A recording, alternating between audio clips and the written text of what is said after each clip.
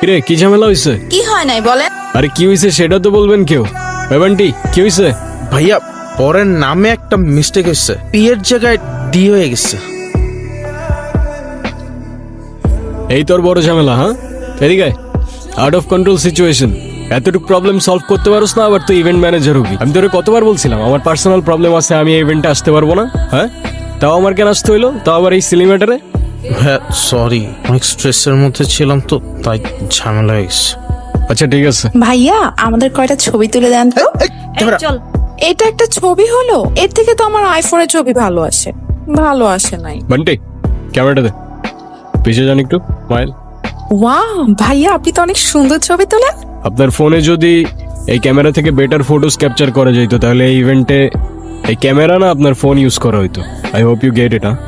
ওকে ছবিগুলো দিয়ে দিস, আমি যাচ্ছি। হ্যাঁ না মানে আমি বুঝলাম না, তোমার কি কোনো সেলফ রেসপেক্ট নাই? তুমি আমার ভাইয়ের গায়ে হলুদ এসে ইভেন্ট ম্যানেজমেন্টের কাজ করতেছো, আবার আমার রিলেটিভসদের ছবি তুলে দিতেছো, আর এদিকে বাবাকে বলে রাখছি তার সাথে তোমাকে দেখা করাই দিব। এখন সেই যদি এই অবস্থায় তোমাকে দেখে কি হবে একবার ভাবছো? কি হবে? আবার জিজ্ঞাসা করতেছো কি হবে? Are you serious? এখন আমার দোষটা কোথায় আমাকে বলবা? হ্যাঁ এখানে একটা সিলি ঝামেলা হয়েছিল, হুইচ আই ডিডন্ট নো। আমার কিছু করার ছিল না, বান্টি আমাকে বারবার কল দিয়ে জ্বালায় মারতেছিল। ইভেন আমি ওকে বলেও রাখছিলাম যেন আমাকে কল না করে, আমার যেন এখানে আসতে না হয়।